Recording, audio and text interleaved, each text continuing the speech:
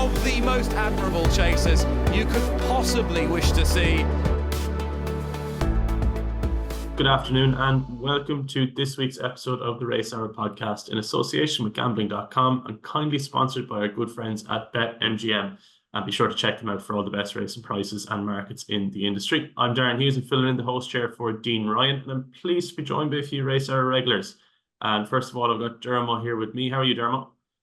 All good, Darren. Yeah, no, the folks at home will be noticing why Dino is not in the seat, and Dino just has a few bits going on and other commitments, so he'll be a bit looser than we've had him over the last while. So won't be seeing him as much over the next few weeks, but we will see him here and there. So just everyone up to Cheltenham, which is the first time since 2016 that we won't have him on every single podcast.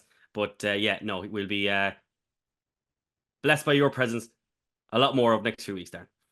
Yeah, you're stuck with my ugly mug. It's actually what Darren was trying to say in a very polite way. I am also delighted to be joined by Gary Connolly. Is all good on your end, Gary?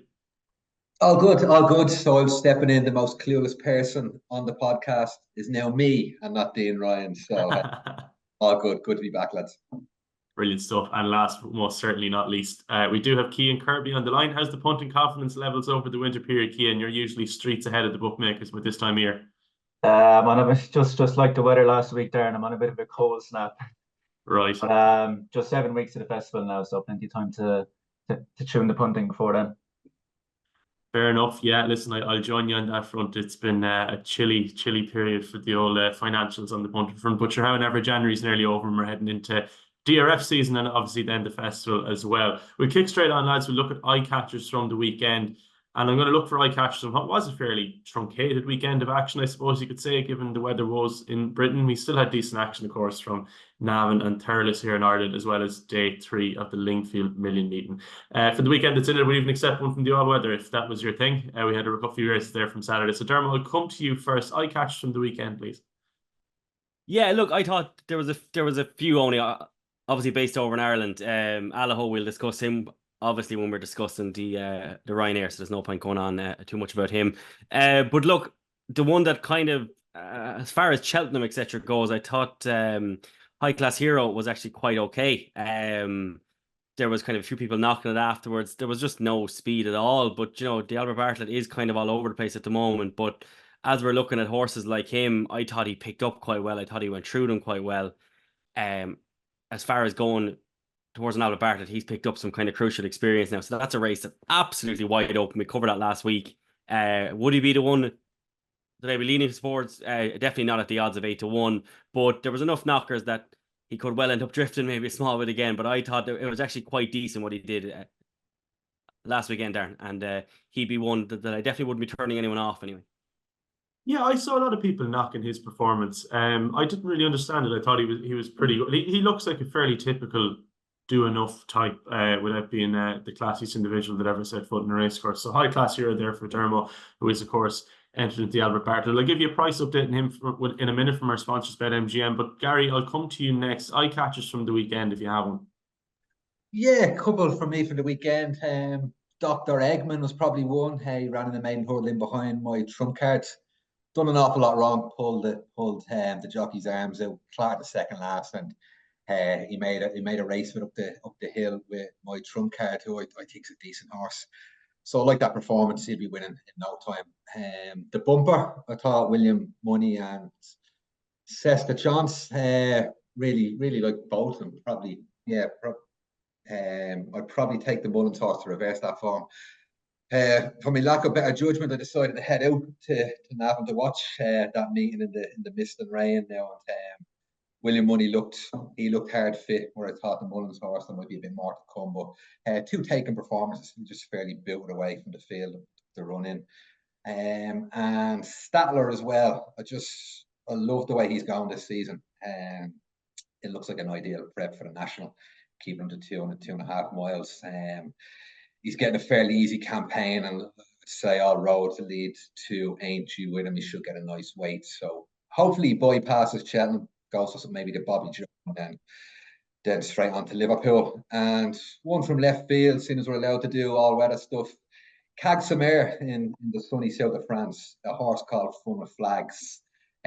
One maiden there, I think he could be above average. So he's one to keep an eye on in the spring months. I think he could be a good horse on the flat anyway. So just one to put in there. You're a disgraceful man. Nice one. Good to hear it from you. Statler, I do agree. We'll talk a bit more about his conquer later on in the show, Alaho, but it does look like a fairly standard Grand National prep. Keep the mark where it is, or even a drop a pound or two, if at all possible. High Class Hero, just by the way, is 13-2 for the Abbott Barclay with our sponsors, BetMGM. So clear favourite there over Reed and Tommy Wrong. And Lachlan, Willie Mullins obviously controlling the market as it stands. And Cian, I'll come to you last but not least. Eye catchers on the weekend, if you have any. Yeah, I'd echo Gary with that bumper and Navan. I thought the front two pulled well clear. The Mullins horse was fully expected to win. I thought Barry Connell's horse showed a brilliant attitude. I think he's definitely, both of them are one for the future, but specifically Barry Connell's horse looks like a lovely prospect. And then just going back to Monday last week, Punchestown, horse Willie Mullins ran called Maureen in a bumper, a mare. She absolutely bolted up. I'm not sure if the plan is to go to Cheltenham with her. They might wait for Aintree, but we had Faugheen the machine a couple of years ago. We could have Maureen the machine. She looks a lovely prospect. Yeah, she was pretty smart. She was a drifter, I think, if I remember right. I was watching that market. She was well backed all morning, and then just before the off, She drifted on the show, yeah, but she won well now, in fairness. She fairly defied that market drift, all right, which does just show you, I should say, drifters do indeed win. So that's a few eye catchers there from the lads from the weekend. We'll move on now. Obviously, there wasn't a huge amount of racing the weekend just gone by, although the lads have managed to pick out more than a few. So we're going to do a bit of a Cheltenham preview, the 4 championship races and the Ryanair, which I suppose almost is a championship race at this stage. But we'll kick off with probably the easiest of the 3 to solve, and that's the champion hurdle. Cian, I'm going to come to you first on this. It's Constitution Hill. He looks to be fairly unbeatable, despite the fact he's been wrapped in cotton wool ahead of his outing in March. Yeah, very difficult to oppose him. I mean, he looked very good at Kempton. Had a dirty scope recently, so we won't see him until Cheltenham. I do think Statement has improved this season. I do think he'll get a lot closer to them. I think if you can get anything 7-2, even 4-1 each way with 3 places, that's each way thievery. You'd want to wear a balaclava putting that bet on. You would. That's one for the shop, I think, as opposed to an online account. And don't be giving away your online accounts doing that. True. Ante-Post has been disappointing this season. Obviously, very impressive winner of the Ballymore. Hasn't looked like he's kicked on at all. You have to give a shout out to Bob Ollinger. I mean, I thought his run the last day at Cheltenham in the Rail Keel hurdle over 2.5. That's the best we've seen him since the Ballymore. Looks like the flame has been rekindled somewhat there.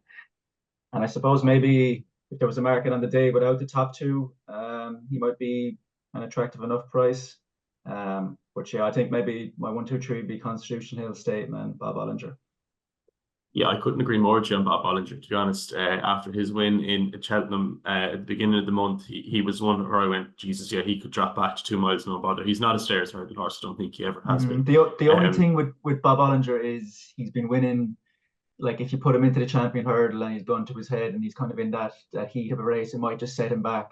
As opposed if they go along running weak grade 2s, they could mop up a lot of prize money that way. So I'm not sure what the plan is, but I just thought if they ran him, he'd definitely be an interesting runner and he adds a lot to the race. Yeah, be inclined to agree, especially at the available odds. Dermot, I'll come to you next, and I'll start my question with another question that a good mate of mine suggested me last night. Imperial Pass in the county hurdle off a mark of 159. Would that be of any appeal, or do you think they should continue down the conditions race route in the champion hurdle? Jeez, 159 with some going. Jeez, you need them to Arctic Fire. Have a £10 claimer lying at home. Haven't done nothing the last year. No, God, no. I no interest in him. He just looks like a horse that just hasn't done it this season. He could well bounce back next year, but he just looks to me like a horse now that they probably made the wrong call keeping over hurdles. And it just hasn't worked out, and that happens sometimes. He just isn't as good as I thought he was. Stateman's improved definitely, but his jumping hasn't. Constitution Hill's jumping is just out of this world good. Stateman's jumping isn't getting better enough that he's going to trouble Constitution Hill. He just isn't as foot perfect as Constitution Hill, and that's like saying Salah's doesn't quite have the control of Lionel Messi. It's not saying he's not brilliant. It's just Constitution Hill, his technique at Christmas. It's just like something I haven't seen. He's just unbelievable over hurdle. This horse, no one's getting near him. And there's 28 races at the Cheltenham Festival that we have to worry about. So having 27 is enough. So being able to drop one off that list and just sit back and enjoy him, I think is more than enough. There isn't. Dean Ryan, formerly of this parish now, he said before that the only thing that could get this horse off the bridle is a car. And I agree with him completely. Comments. So it was Frankel with the train, that's Constitution Hill with the car. Gary, have we any disagreement here from the lads, or can we quickly move on to the champion chase? Yeah, just move on here. He just wins. Biggest take from me from the comments there is I didn't realise Cian was such an absolute scumbag. Tipping up each way on stage. Scandalous. Someone has to put up a bet in the race. I think he wrote a statement wrong last year now. They need to bottom him out in front. It's the only way they give Matty sort of chance to beat Constitution Hill, but I just don't think he does whatever way they ride him. But send him to the front and try and get him at it. But he'll chase him home. The rest will be nowhere. As Gary said, though, if you have an online account and you hate it, then you back Statement. But if you want to keep that online betting account, do not put that each way bet near it. Don't go near it altogether. Yeah, that's a cash bet on the day. If you are doing it, do not put that each way 3-1 Statement near an online account, because that will be gone. No, you'll swiftly receive your marching orders. I could tell you that from past experience. In any case, we'll move swiftly on, and we won't talk about the intricacies of scumbag each way betting the champion chase. And Diarmuid, I'm going to come to you first on this one. Looks a 2-horse race. El Fabiolo and John Bon. El Fabiolo is the 4-6 favourite with our sponsors BetMGM. I should have also said, sorry, that Constitution Hill, as far as I can see, is a 2-9 shot with BetMGM at the moment. But for the champion chase on the Wednesday, El Fabiolo is 4-6 and John Bon is 9-4. They're both non-runner, no bet markets. Do you have a strong view on this? Is it a 2-horse race? Can anything else get into it, or where do you stand? First of all, good to see BetMGM are gone non-runner, no bet as well. Last week they haven't, so that's all good. Yeah, I don't. So I've been watching an awful lot of racing. My poor daughter has been sick for the last 5 or 6 days, so I've been just here with her, and I've basically been watching every replay I could and everything else, trying to make the time pass by as I was up with her at night time and everything else. And John Bond didn't fire last year in the Arkle. That's just a simplicity of it. He did not jump. He didn't attack his fences. He did damn all in that race. If you watch the difference between how he attacks the Arkle compared to how he attacks the fences at Sandown, there's just a fundamentally huge difference. There isn't as much of a difference between these two horses. John Bond has beaten El Fabiolo over hurdles as well before. There's very little difference between these horses to warrant a price differentiation of non-runner or bet 4-6 versus 9-4. And for that reason, on the day, I probably would be swaying towards John Bond. El Fabiolo is a very good racehorse, but he has a massive clanger in him as well. I mean, like he like every time he runs, he has a serious mistake in him. He definitely has a race where he's going to go through a fence and not give it enough rope at all. And for me, that just leaves John Bond as the one horse here who can beat him. I mean, like Edward Stone, this is the yearly Ferdy Hollow Still Alive entry. Boot Hill, Captain Guinness, Gentleman to Me, Editor of the Geek. None of them are good enough. It's between them two. And I just don't think that there is the difference between their ability enough for John Bond to be a 9-4 shot. No no bet. So he'd be where I'd be leaning towards, Darren, yeah. Place dependent there for Diarmuid. Yeah, I think I actually have the same view as you. I think if it was evens a piece, it'd be El Fabiolo all day. But at the available odds, it's hard to leave John Bond behind you, especially when El Fabiolo does have it in him to pretty much take offence with them at one stage or another. Gary, I'm going to move to you for the champion chase. Do you have a similar view to Diarmuid, or where do you stand? No, I'd be against you two lads now, to be honest. I think El Fabiolo is just a better horse. He's a bit unlucky. It's not 2-0. He probably should have beaten with Aintree. Mistake probably cost him that race, I think. Yeah, he's just a better horse. I think the only chance John Bond, similar to Statement, is just go from the front and try to put his jumping under pressure. Like as mentioned, El Fabiolo can clatter one. So they're nice and positive on John Bond to try and force a mistake from El Fabiolo. I think that's the only way he'll beat him. But I was just thinking as well, there's some difference in the campaigning in that Henderson yard between this and Constitution Hill. Like, it's obvious like Frank Berry's probably pulling the strings on the entries, and Buckley just rolls over and gets his belly tickled by Hendo. What he does, but yeah, it's good to see that. Like, it seems I'm not missing a battle with this John Bond, which is good to see. But I think he's just really coming out second best here, and then he'll probably win. He'll stay over in the UK and win after Cheltenham. But it's just tough to see him. Once, whatever way you dice it up, I just think that was a better horse, and evens is more than fair here. I'd probably look at maybe having a few blue just in case anything would happen. Then Fabio, if he doesn't make there, they'll probably reroute more two here. Mullins doesn't have anything else, I don't think, and she'll half and price even with the no bet concession than you're getting now, I think. So that'd be the only cover, I think. But yeah, Fabio are very tough to beat. 6-1, Dino Blue, non-runner, no bet with the sponsors, with our sponsors, I should say. BetMGM. That's an interesting angle there from Gary. That's real non-runner, no betting. Betting, if there is such a thing. You know, I think Ante-Post bets and non-runner, no bets have to be of a different style, and that's certainly one that fits the mold for the latter type of bet. But it does just show you, I suppose, with John Bond, what happens when you actually have a strong-willed owner in Nicky Henderson's yard. Cian, I will come to you last of all, the Champion Chase. How are you approaching the race, or have you anything to add to what the lads had to say? Yeah, I'd agree with Gary. I just think El Fabiolo, it's clear as day. He's just a better horse than John Bond. The only way he can win really is if he goes in the front, and El Fabiolo, we know he's not the best jumper. If he absolutely belts one, maybe 3 or 4 or something like that, and he can't get back into the race. But I just think it's pretty simple. He's just a better horse than him. I know John Bond wasn't at his best in the Arca last year, but even at his best, I think El Fabiolo was comfortable. Would have won anyway. I think anything a shade of odds on, even on the day, is a great bet. I think he'll win comfortably again. A shade of odds on will do the job for Cian Kirby for El Fabiolo, who I should again remind listeners he's the 4-6 favourite, with John Bond 9-4, and Dino Blue, mentioned by Gary Connolly, 6-1, non-runner, no bet. Move on now, lads, quickly to the Ryanair Chase. Not technically one of the championship races, but is probably the championship race's ugly little brother at this point. A lot of controversy over this race. Is a good thing or a bad thing for the festival, less so in latter years, but certainly when it was introduced. But Alahud does head the market here. Joint favourites with 2-1, I should say, with El Fabiolo. Faster Slow 5-2, Banbridge 7-2. These are again non-runner, no bet prices. And Cian, I'll stick with you for this. Alahud obviously won at the weekend. Some say less impressively than others. I think the clock was very much against him. Does he deserve to be 2-1 favourite here? Yeah, I suppose by merit you'd have to make him favourite in what he's won the Ryanair twice. Very impressively, but he is a 10-year-old now, and I think in the King George, like, wasn't a great King George, and the race was handed to him on a plate and didn't really go through it.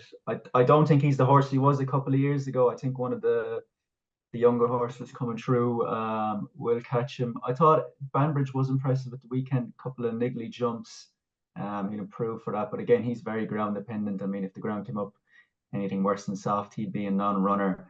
The one I like is Stage Star. Obviously won at the festival last year, and then at the November meeting at Cheltenham, he carried 155 to win that race, the Ante-Post Gold Cup. That was an unbelievable performance. I mean, that was just off top way to do that, and missed the last as well, and still won easily. I think if he can reproduce that form, he'll win. Now, he was disappointing the last day at Cheltenham, but that was on heavy ground. That's the worst ground he's ever raced on. So if the ground is, again, he might be slightly ground dependent, but I think he has the winnings of this race 100%. And then just one of the bigger price I'll put up is, and I'm not sure if he'll run because Cheveley Park have Alaho and in Boylen, but Classic Getaway is a very talented horse on his day. Won first time out at Turles, and then actually hit 100-1 on at Tremor last time out over 2 miles 7. Just got chipped on. Yeah, watched the race, looked to win it the whole way around. Was well back before they off. I just think they're trying to make him into a 3-miler, but I don't think he's a staying horse. I think 2.5 is perfect for him. I think 25-1. Danny Mullins from the front, he'd be up there with Alaho. I think he could run a big race and outrun his odds. So yeah, Stage Star for me and classic getaway each way. But yeah, cracking Ryanair. This race gets a lot of stick, but this looks like a good renewal now, in fairness.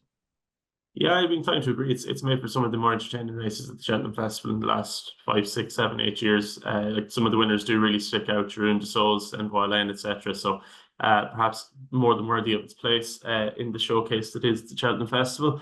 Gary, I will move to you next. Stage start was for Cian, Kirby, and Classic Getaway at a bigger price. Do you have a strong selection for the Ryanair at this stage? Not strong now. Like I'd be in a disagreement. I don't think this is a stink race, to be honest. Like Alaho, he's probably the right favourite. He's not as good as he is. Like just age is probably catching up with him, but he deserves to be head of the market. I think him and Stage Star have just got to go at it, aren't they, from the front? They both need a lead, and they could just cut each other's throats up front with it. So I'd probably be looking to take both of them on. I'd be very keen on Banbridge if the going came up good. We are a hostage of fortune with the weather on that one. Like if it's not good to soft, he won't even show up. The one I think looks a spot of value at the moment probably be Phil Dorr. Solid enough form this season. Chased home Dyna Blue, gave us £7. Who cranked the form since, and then he came out and chased home El Fabiolo. He's likely to head here. Stepping up and trip. It's 25 to 1 plus on him. I think this race will cut up as well. So Phil Dorr, tentative vote for me, but yeah, not really overly looking forward to the race, but he'd do better by far for me. Fair enough. Phil Dorr for Gary Connolly, 25 to 1 with our sponsors BetMGM at a non-runner no bet price. Yeah, I suppose this is one of them races where if you find a runner, you're nearly guaranteed a value price away from the head of the market. Dermo, we'll touch on Alaho once more. 2 to 1, yeah or nay? Oh God, no. God, I got some bollockings as well on social media. If you really slag a Willie Mullins horse, all the Willie lovers come at you. They All the what lovers? All the Willie lovers, as I call them. They all his fans. So if a horse wins at Cheltenham, particularly for Willie Mullins, you get like last season when I said that I was going to take on Allegory de Vassi with Impervious all season. I had 4 or 5 just constant tweets coming at me about it. Same thing here. Alaho was good the last day, but the fact that Statler could live with them so long would suggest to you that the pace was nowhere near what it was. Appreciated, didn't at all last home. He just, since kind of at Christmas time, he's a delicate kind of horse. Anyway, he just had one run too many. He was nowhere near it at all. So it just ended up being just a fierce easy race. He won it. He's been an excellent racehorse, but that injury, he just hasn't come back the same from it. He didn't. Paul Townend after the race as well really didn't seem overly enthused. He said something on the lines of, if Alaho turns up well, he'll give them plenty to think about. And you're like, well, that's not what you'd say about Alaho a few years ago. You know, it would be best of luck to anyone trying to live with me. So yeah, no, he'd be one that obviously happy to take on. I think Banbridge, non-runner no bet there, BetMGM at 7 to 2. I think it's a very fair bet. You're getting 7 to 2 about a horse who I think is the best horse in the race. I was all first stage there until I saw what Banbridge did the last day. I don't think there's any horse here that could live with that, particularly on his first run this season. I also think it was the strangest bit of race planning to run stage there over Christmas, Paul Nichols. I don't know what he was thinking. That was bizarre. Absolutely. And he was good as said in the parade ring beforehand that this horse wouldn't win today. Like as good as said that this was like a byproduct or a secondary plan.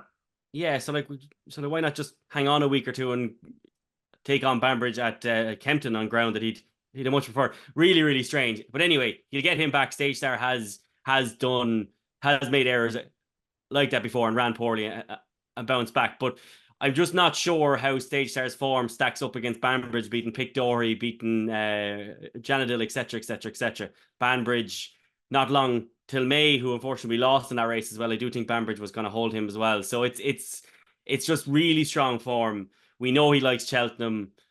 Yeah, he ticks an awful lot of boxes. But again, whilst you are a hostage of fortune to the ground, that's kind of offsetted now by it being non-runner no bet, because they're just not going to run him as they proved last season unless the ground is right. The one unfortunate thing for them last season was the ground was probably fine for them actually on the day against Stage Star. Had they just hung in there, the forecast didn't end up being as bad as it was. So if the forecast turns, and it's only getting worse here in Ireland at the moment, so hopefully it does start turning, he could well get his ground. And I do think that Banbridge, this is just his year. I think that was just a beautiful bit of training to wait for the ground. He will improve. He's a much better jumper than he showed as well at Kempton. And yeah, no, I do think that he's very good. I do agree with Cian though on Classic Getaway. I think that run at Tremor is forgivable. He's just a blatant non-stayer. But his performance before that was really good. And Classic Getaway, he is one of those horses that's always promised an awful lot and never quite came through with it. But horses like him still have latent ability. So catch him on a going day, and 18-1 there, non-runner no bet does look a very, very big price as well. But again, he'd be a similar enough price on the day, you'd have to think. But yeah, Banbridge 7-2, non-runner no bet. I've had my fill, and I wouldn't be turning anyone else off it either. Very good. It seems a safe enough conveyance in the sense that I think they simply will not run the horse on ground that isn't suitable. I think they're on record as saying that. So if he doesn't get his optimal conditions on the day, you're pretty much guaranteed you won't have to live with watching him run on heavy ground. He goes off 5-2, does he? 5-2 with oh yeah, it depends. Ground? The markets are funny, aren't they? Like, as in Allaho could go off any price between genuinely 11-8 and 9-2. Do you know what I mean? Nothing if Willie has an unbelievable week, the Tuesday, Wednesday, even he could well go off short. Then that's fair. Yeah. Just depend. It completely depends. But I can't even allowing for that. I don't see Banbridge going off an enormous price or any bigger really than the 7-2 that's available there. We will move on. There's only one place to start in the next race, which is the Stairs Hurdle. Tlem heads our market here with our sponsors BetMGM, and Gary Connolly as our resident French racing expert. I'll ask you. Here we go now. Now we can finally find out now if he's actually properly. Is this useless or what's the story? Here we go now, Gary. Vive la France, this thing wins. Absolute superstar. It's probably the best hurdler since the Boncourt, probably Barracuda before that. I'd hold in that sort of regard now. He's nearly unbeatable now in France. Big, well done for connections, taking on an away game before the French champion hurdle, which is great to see. Last season's French champion hurdle form, it's easy the best bit of form in the book. He beat a good few of probably the rivals he'd face, a couple of Irish horses, and a horse called Hermes Bay. Hermes Bay is a very classy horse, and he puts him to the sword every time he runs against him now. If Hermes Bay was entered here, he'd be up towards the head of the betting. He's that good. Gary, just one big concern I have about it, Gary. So I did a little bit of form study last night after listening to one of our rivals podcast, and Go a Lil, the 122 rated horse that couldn't win at Fontwell in a handicap hurdle, he beat Tlem. Like, is that not a concern, or is that just one of those things? That was just one of those races. He got a very good ride from the front. He just stole the race from the front. They just let him go off and left him too much to do. You look at the closing fractions of that race, the ground and the time he made up that ground to get as close as he did was very impressive. So it just happens. It's just, it was a poor ride from all those in behind, bar the winner got an absolute peach that day. And he's improved a lot since going to France. Go Lil. So yeah, that wouldn't bother me at all. Prep race might be a bit of an issue. It's probably thin on the ground in France, so he's going to have a pipe opener Mont de Marsan, I believe is how the French say it, on the flat. So once that goes ahead, it can come up very heavy there, is the only concern. So hopefully he misses that and takes an all-weather option. I think that's what I prefer to see, but either way, he'll have a flat run before the festival. I suppose negatives, just with the price he is now, is it's just going to be the way the race is run. It's a totally different style. He'll encounter in Cheltenham. Like, if this race was in Otay, he'd be odds on and it slapped him out of the way. But at Cheltenham, it's a whole different ballgame. They get racing a lot further out. So Gold Tweet last year, that's probably how he got caught out. If you watch that race, it's probably the strangest ride you'll ever see. But generally in France, they don't. Gary, did he think he had to go round again? The young lad that was riding him, did he think he had to go round again? Like, is that an impossibility? generally in France, like they start racing 2 to 3 hours when they start properly racing. They got racing a lot further out. So he was riding a French race basically. He was still holding on, and they just got that far ahead of him. It was a brutal ride. Like there's no way of dressing it up, but it's just one of those things. It was. Hopefully, the jockey on Talim, Gaten Marze, I think is how we pronounce his name. He's built up a good relationship with him. They've only been beaten once. Hopefully, he's learned a lot from that gold tweet ride last year. He needs to keep him in touch. Don't drop him. Over-exaggerated weight tactics aren't going to work in a race. He'll be away from him before he gets going. But like, if he's with them coming down to the last, they won't see which way he's gone coming up the hill. He's so much better than this on ratings. Has a nice turn of foot, stays like he's the best French horse coming over here since Barracuda, and I can't believe he's still the price he was. If this is a William Mullins horse, he'd be odds on. What price would you make him, Gary? Just out of interest, what price would you make him? What price? Like he should be 6 to 4. Okay. On form. Like if it was on. And do you think he'd be punted on the day? Like what price is there around 4? No, I think he'd drift on the day. Particularly we having gold tweet last year. He's definitely one to take on. I can see the bookmakers out to get him, but to be foolish, this thing is an absolute weapon of a horse, and it's a stink enough division. Like Tiupo struggling to get by Drasha last year. Whatever about Davy Russell not being at that game, like scrambling home to beat him for second, and like this thing's a different beast to those. Like, sorry, the Borlée, he's okay, getting old. There's nothing in here that'll touch this thing. Once just fill your boots, lads. It's a point and shoot job, and just thank me Thursday if you see me knocking around the betting ring. Just come over to me with a nice pint of Guinness. Thanks, Gary, and then we'll enjoy the Friday Gold Cup day with the winners. Easy as that is. Very powerful words there from Gary. Gary, I've heard you talk about your missus in less loan terms, and you've just spoken about Talem. I hope she doesn't actually listen to this damn podcast. Cian, it's going to be exceptionally difficult to top that. Do you have anything to even attempt to take on Talem, or are we as well move on? Yeah, what do you say after that? Jesus, good thing I went to Gary first there. Yeah, that was very intentional. That's what we call there's race planning, there's also podcast planning. You'd swear this was an accident. Anyway, go on. Do you have anything to take on Gary's beloved Talem with? Look, Teahupoo wasn't good enough last year. This race looks a bit better. His form seems to tail off a bit in the spring. I think he's more of a winter horse, needs a bit of dig in the ground. I do like Irish Point now. I was very impressed with him at Leopardstown last time. I thought to step up and trip. He's a real progressive horse. He was going to be my pick, but I mean, if Gary's saying Talem is as good as he is, then he probably wipe the floor with Irish Point. But the rest, the English ones don't look great. Like Crambo, and he beat Paisley Park, but all out to beat him. Imperial Pass doesn't run. Paisley Park passed the Champ. Blazing Cal injured. It's when you look down through it, it's not a brilliant stairs hurdle. But yeah, obviously Gary's keen on Talem. I'll probably back that on the day, and also I'm a fan of Irish Point as well, so he'd be my pick of the known quantities, I suppose. Very fair. Yeah, I thought myself Irish Point was interesting, but like I couldn't even attempt to make the case for him that Gary has made for Talem. So I won't bother proffering that. Our lads, you super fucking just drinking the fucking Kool-Aid here. I think look, it's grand, right? Talem was beaten by 122 rated yak that wouldn't win around Tramore in the summertime, right?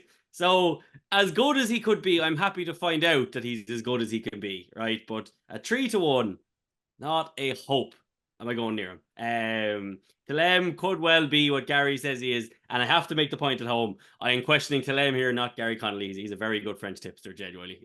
But as far as Talem goes, he may as well be winning up the north of England half the time, which is like the like Gold Trip was punted out of the way. I get that jockey gave him a terrible ride, but still. Talem could well be very, very good, but I'm more than happy to take him on. On the day, I'll be back in Irish Point. I don't think he's going to shorten a whole pile more. it would be insanity if those owners only send Tiopu. It's not big bucks we're talking about here.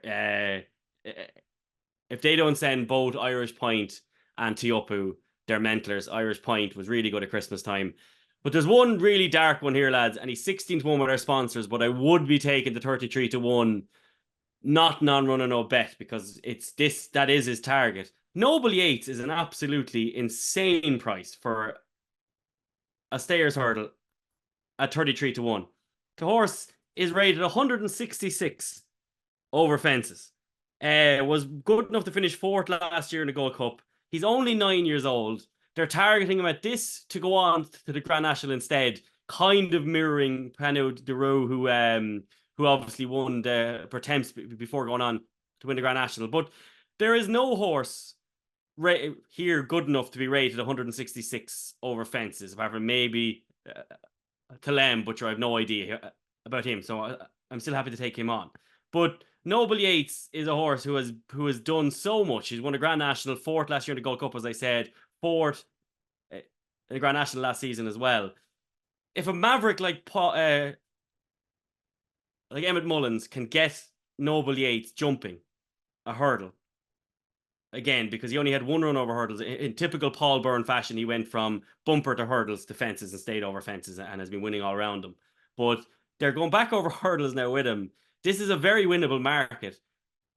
And more than that, there is very few front runners. Whilst this horse kind of likes to be prominent, he has won from the front in the past. Look down through this race here. There is nobody here that'll front run. The only other one is the... Ahoy Senor, does he go here, does he?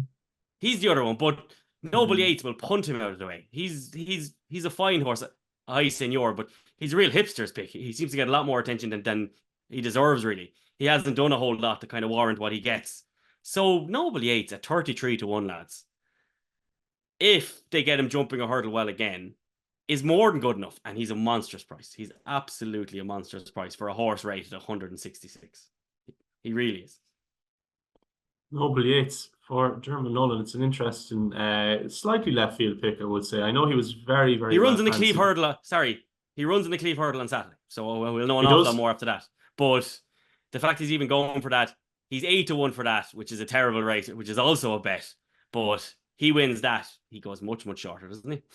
Yeah, you're 100% spot on. I know for a fact he was exceptionally well fancied over the Christmas period down in Limerick over a trip probably too short, and I'd say maybe he didn't have enough use made out of him on the day either. I assume Sean Bowen will be back in the plate this weekend as his confirmed rider, but we shall see. One race left, lads, to finish out the show, and that is obviously the blue ribbon of the week, the Cheltenham Gold Cup, where Galloping des Champs is the even money favourite with our sponsors BetMGM, non-winner no bet, of course. Fast or Slow 7-2, Jerry Kalam 8-1, Long Press 8-1 after his victory at the weekend, and we can discuss them all as time goes on. Cian, I'll go to you first. Do you have an outright fancy in this? Is Galloping des Champs untouchable, or do you fancy another one behind him in the bet? Yeah, I mean, yeah, if Galloping des Champs, the Leopardstown run or last year turns up, he'll win this hands down. But it's a very short price for a Gold Cup. There's a lot in this Gold Cup. There's not 2 or 3 to beat here. There's 6 or 7 to beat. Like I wouldn't take even money about him. Bit of a sketchy jumper. I just thought the last day possibly, I don't know, it was a massive winning distance, but I just think when he won the Gold Cup last year, it took him 2 runs to get over that. And I just think he put in such a big performance at Leopardstown. I think he might have peaked too early this season. Fast or Slow is beaten in the last twice. I mean, 5-1, he's not without a chance. Shishkin probably should have won the King George, has a chance. Jerry Kalam has gone out to a massive price. I mean, he was 3-1 prior to Leopardstown.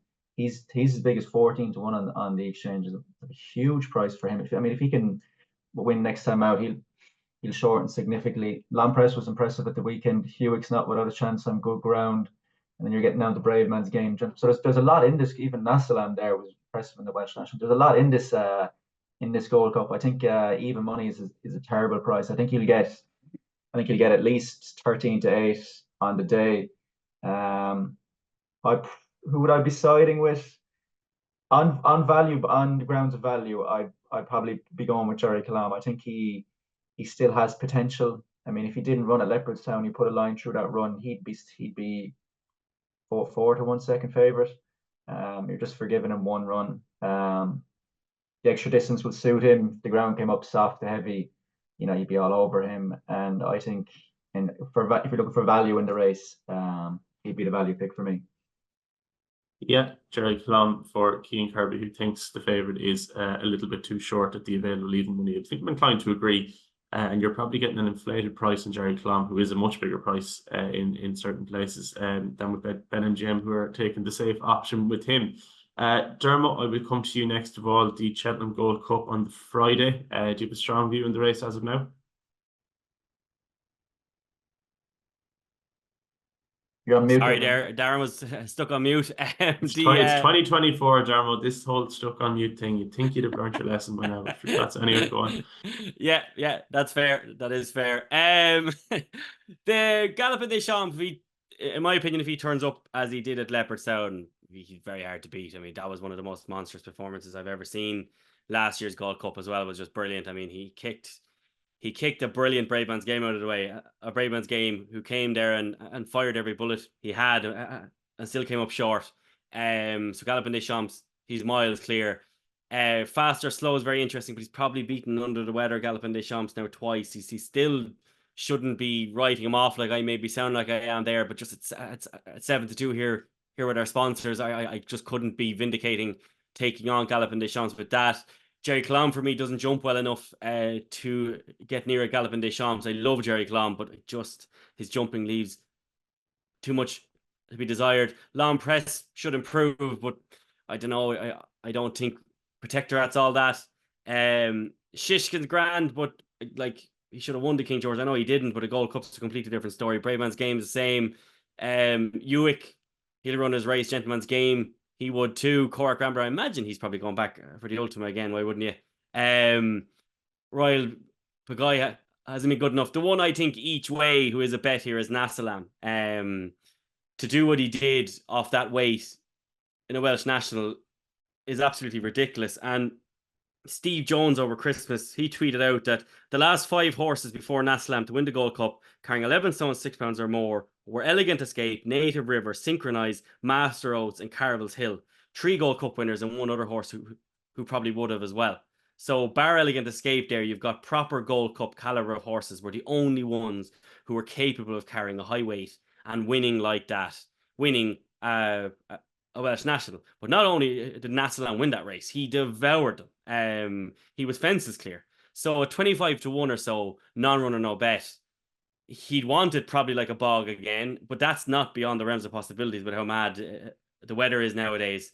And something like that flying over the top late on, there's just somewhat similar to what Native River did and the way Nassalam did that. And at 25-1, he definitely is nowhere near as classy as the front few horses I mentioned, but he might need to be. He could just need to be a stayer like Synchronized was on the day. And at 25-1, I've kind of talked myself in here into a bet on Nassalam. I didn't start this preview thinking this, but yeah, no, I'm back in Nassalam. Yeah, there we are. You've sent shivers down the spine of hundreds of thousands of punters who are looking forward to the Friday. They've had a long week. It's pissed rain. They're drenched in rain, sweat, tears, blood, everything else that comes to Cheltenham Festival. And all they want is an even money shot to get out. And you're talking about a 25-1 yoke coming out of nowhere and storming up the hill to Cian Galloping des Champs. You'll send grown men home in tears, Dermot, is what you'll do.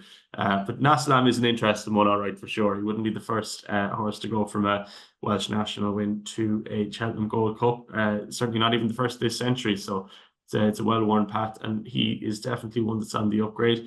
Gary, last call to you for the Cheltenham Gold Cup. Do you agree with anything the lads have said? Is Galloping des Champs a moral, or are you somewhere in the middle?